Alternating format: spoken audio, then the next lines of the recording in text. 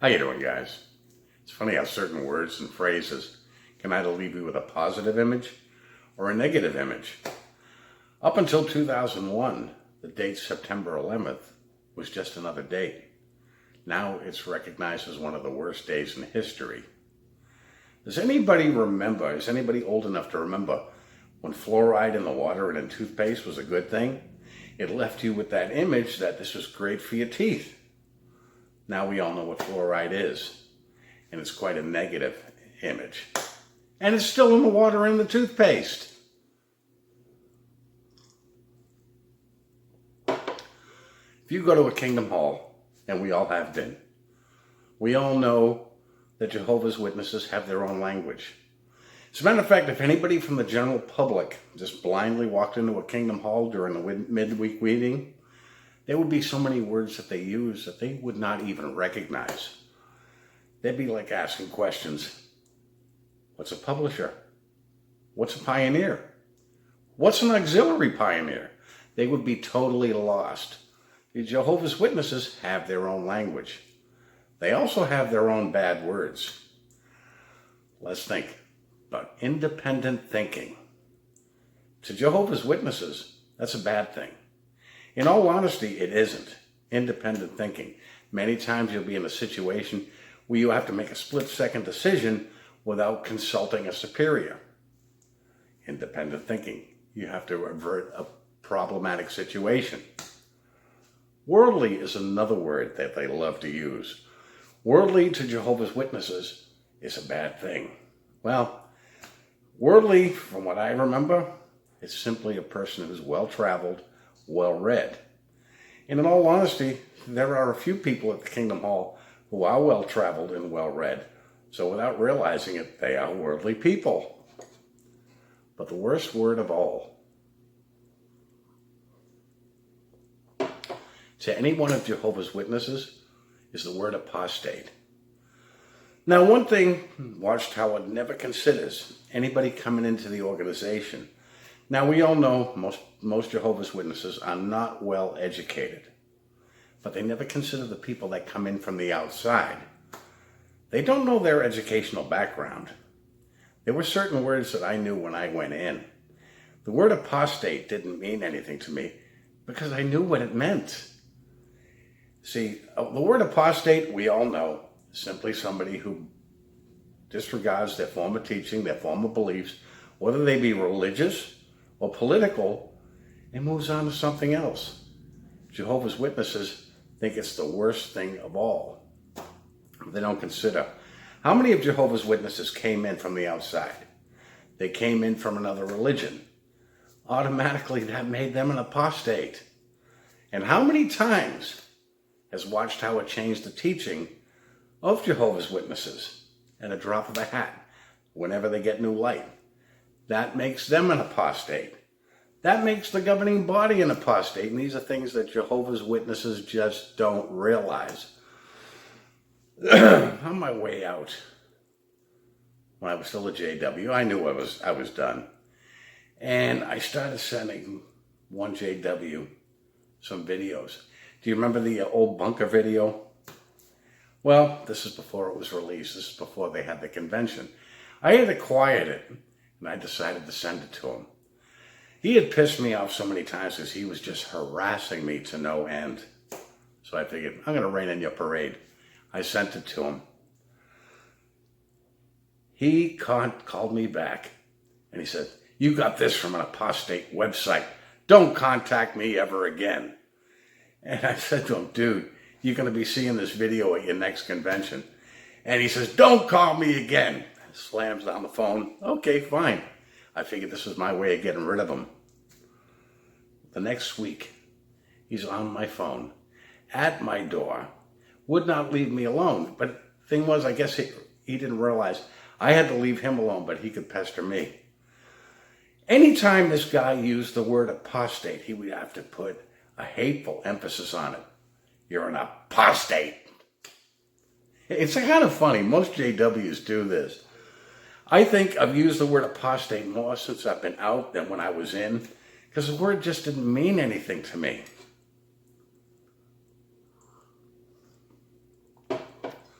funny, the last few years, the governing body, JW Broadcasting, has been pushing that apostate, apostate, apostate. They are literally shoving the apostate into the JW's face so often, how can they forget about it? They tell them over and over, ignore the apostates, ignore the apostates. But when you got it right here, how can you ignore it? Well, once again, they did damage control. Now, let's face it, a few years ago, we were all pretty sure that the door-to-door preaching work was done. Well, obviously not. Because the numbers are dwindling, they realize they have to re-up their numbers. Now, the reason they had gotten away from the door-to-door ministry a few years back was they didn't want the Jehovah's Witnesses talking to the general public because they figured they may know something. They may tell the JWs this and they may run off. So they did the cart witnessing.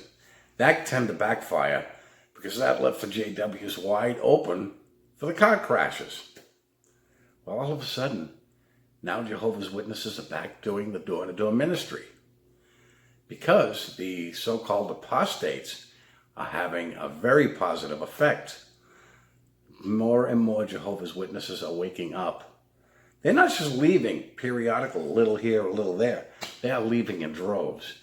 Entire families are leaving. Kingdom halls are dwindling in numbers. We used to see about 100 people in the Kingdom Hall. Well, you see more and more empty seats, which is why they are consolidating. But even though they're consolidating, those halls are still empty. Well, Watchtower was kind of in panic mode. They have to get the numbers back. At the same time, they have to stop their current people from leaving. This month's broadcast, Stephen Lett, once again, the worst person they probably could get to do this, rubber face, to do more damage control and shove the apostates right into the JW's face. Hate the apostates, hate the apostates. And that's all they ever do. It was a desperate attempt for damage control. I really got a kick out of it. I had seen a few videos about it, so I had to take a look and find out for myself what was really going on. And flee from the voice of strangers? Well, let's talk about this. The original stranger was Satan the devil. Like a ventriloquist, he made a serpent appear to talk. But the words were Satan's words. Satan thereby used his voice to slander Jehovah and deceive Eve. Today, Satan continues his work as an evil ventriloquist using not serpents, but human puppets to enunciate his voice, these acting as his agents, either wittingly or unwittingly. But now let's discuss 3 examples of how our fine shepherd tells us one thing, but Satan's underlings or strangers tell us something opposite. We must be vigilant to listen to the right voice. Our fine shepherd tells us as our first example these words at Matthew chapter 24, verses 45 through 47. Who really is the faithful and discreet slave whom his master appointed over his domestics to give them their food at the proper time? Happy is that slave if his master on coming finds him doing so. Truly I say to you, he will appoint him over all his belongings. We know the Master Jesus found the faithful and discreet slave spiritually feeding right-hearted ones in 1919, and at a future time will appoint him over all his belongings. So what's the implication? Obviously, even now, Jesus fully trusts the faithful slave. And all of us, even individual members of the governing body, should do the same. But what does the voice of strangers say on this subject? Don't trust the faithful slave. He will mislead you. And who often have the loudest voice promoting this false message? Apostates. Hebrews 13:9 labels false messages as strange teachings. Yes, they are the teachings of strangers. Some examples of their strange teachings are that the faithful slave protects pedophiles, or that slave will exploit you so they can live lives of luxury. Those are both bald-faced lies. Acts 20:30. That's all I can take of that pudwhack. The governing body loves to use that scripture at Matthew 24:45. But you notice they always stop at verse 47. Now, I don't use this that often. I haven't used it for a couple of years, but I'm going to use it today. Now, if they were to continue on in verse 48, where it says, "But if that evil servant says in his heart, 'My master is delaying his coming,' and begins to beat his fellow servants and to eat and drink with the drunkards." Now, remember, a couple of years ago, Stephen Lett himself came out during this so-called pandemic and went on how it was the final part of the last days, shortly before the last day of the last days.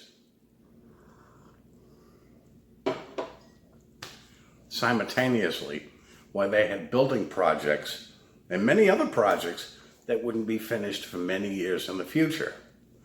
So, what they said was what they said, but they knew full well the end isn't coming. We're going to continue on with our projects. And they did. So that is in their hearts, they're saying, well, the master's delaying. We got time for this.